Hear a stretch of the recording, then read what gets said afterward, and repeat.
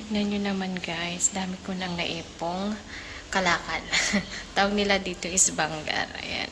So, hinihintay ko na lang si Pudrabels, yung father-in-law ko, na kunin yung malaking sako.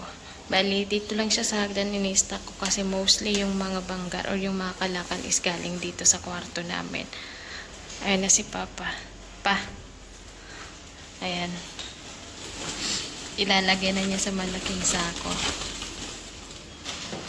Alam niyo ba, dito sa India, ewan ko kung magkano ang bilihan niyan, pero halo-halo, walang reject. Kasi sa Pilipinas, yung mga plastic, pinipili pa natin talaga kung reject or hindi, yung malutong ba. Pero dito, halo-halo siya. Oh. Meron din yung mga box, then mga plastic, kung ano-ano din, pati yung mga karton, then pati to guys, oh, binibili nila. Then meron po ng Colgate. Ayan, halo-halo siya.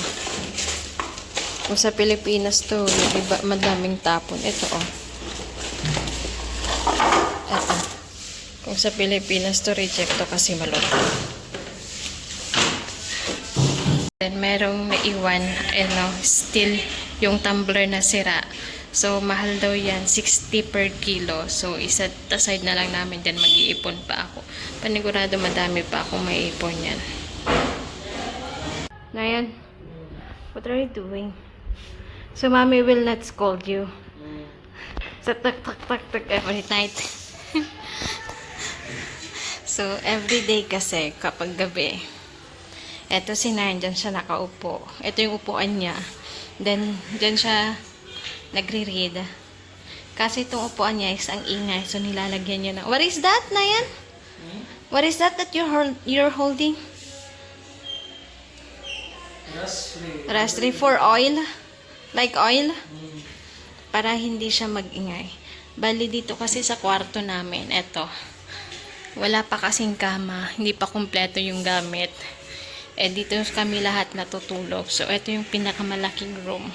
Which is tong room namin. Buti naisipan na niyang lagyan yan para hindi siya papagalitan.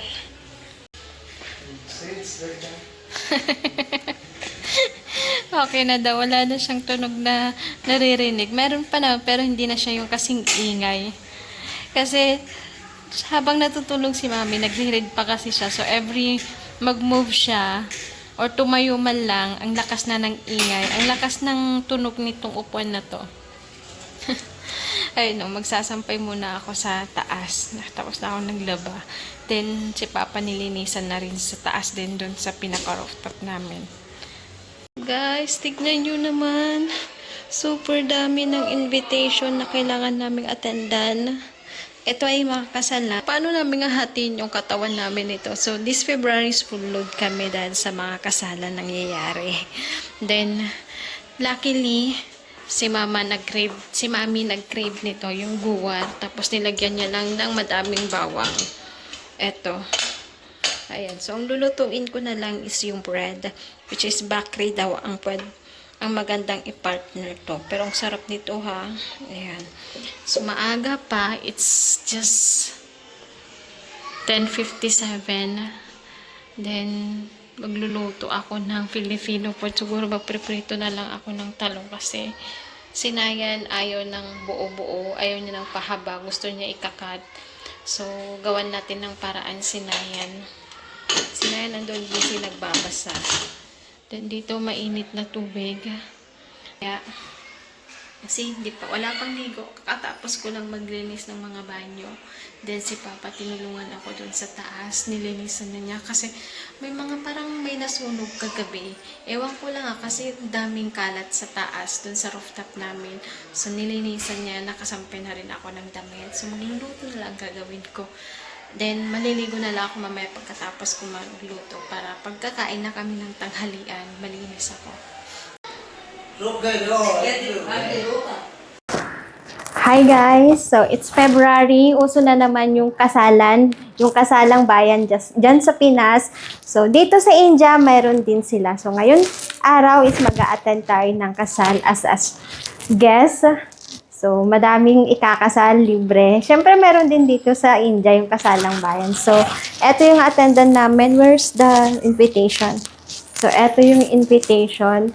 So, si Nayan is Prajapati. So, lahat ng ikakasal is Prajapati. So, madami sila. Wait lang, I will show you. Eto, oh. So, ito yung mga ikakasal. Diba? Ang dami nila. Nayan, say hi. Diba? Ang tangkad niya, guys. So, andito na kami, guys. So, alam nyo ba, ang daming ikakasal. Nasa 22 na katao yung ikakasal. 22 pair pala, sorry. Tignan nyo yung, hindi ko alam kung fog or pollution. Halo-halo na yan. Daming tao, guys. So, andito na kami. Then, eto yung invitation namin. Ayan. So, dahil dito sa India, sikat kami dito sa Surat, Junila Nayan. Then, dalawa lang yung invite. Hindi naman dalawa. Pwede rin sumama sila mami, sila papa. Kaso dalawa lang kasi yung pass para sa food. Yes, may pass. So, every couple, siguro yung invite nila is nasa tig-100. Then, yung organize, nag-invite ng mga guests. So, isa kami sa na-invite. Tingnan nyo naman. So, guys, nandito na tayo sa loob. So, ganito yung design or yung decoration dito sa loob. Ito. Yan yung decoration. Pagpasok mo, ito ang makikita mo. Ayan. Bali dito sila nagpi-pictorial.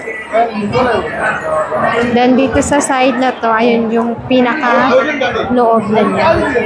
Ibang-iba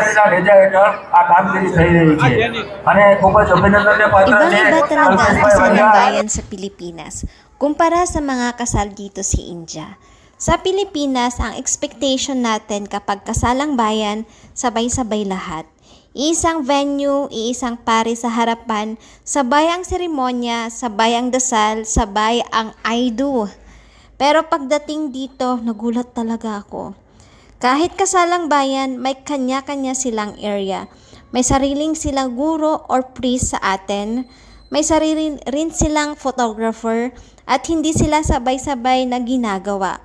May kanya-kanyang ritual at timing. Parang nasa iisang lugar nga kayo, pero maraming kasal ang nagaganap ng sabay-sabay pero hiwa-hiwalay. Paano yun? At dahil tayo ay bisita lang dito at nirerespeto natin ang kultura nila, binabati pa rin natin sila ng isa't isa ng congratulations. Smile, continue ko, respeto muna bago ang lahat. At take note ha, take note. Bawal ang handshake. Huwag na huwag mong gagawin yan sa mga kinakasal. Kasi may pamahiin sila na malas daw kapag nakipag-handshake ka sa kanila. So, ang gagawin na lang natin is, let's say, congratulations to them. Culture shock talaga level 100. Pero rules are rules. Dito muna talaga mararamdaman na kahit pare-pareho ang layunin, pag-ibig at kasal, iba-iba pa rin ang paraan ng bawat kultura. Nakakapanibago, minsan nakakalito talaga. Pero ang sayang matuto at makaranas ng ganitong klase ng tradition. Welcome to India, full of surprises talaga, guys. Ang haba ng pila sa kainan, so nag-decide na lang kami na i-donate na lang yung pass namin. So nakisakto nakita namin yung kamag-anak ni Nay, so binigay na lang namin yung 2 pass para sa food. Tingnan nyo naman kung gaano kahaba. Ayun no, kita nyo yan? Ayan yung pila, guys. Hanggang doon, hanggang doon. Doon, madami pa yan. Super haba nung pila. Then, separate yung para sa lalaki, then sa babae. Then, mag-isa lang ako, wala si mami. Dadalawa lang kami ni Nan. So, kakain na lang kami sa labas. So, ito si Nayan. Let's go! Dahil sobrang dami ng tao doon, ang haba ng pila, so nag-decide kami na kakain na lang kami ni Nan dito sa labas. So, we will eat here. What will we eat here? Dosa? Dosa? Andy, right? So, kakain kami ng dosa. It's Andy. So, Like we have Ha? Like you have that one, that color green, what is that? What green? SM. Manginasal. They're talking about manginasal. Ah, okay. So, para daw manginasal, unli rice. Pero walang unli rice, unli dosa lang. So, South Indian dish, kakainin namin. Nawalan kanina ng ilaw. So, kitang-kita ko na siya. Eto na, nakailan plate na kami. Bali, 1, 2, 3, 4, 5 plates. Ito pagkain namin. Ganyan. Sarap yun na yan.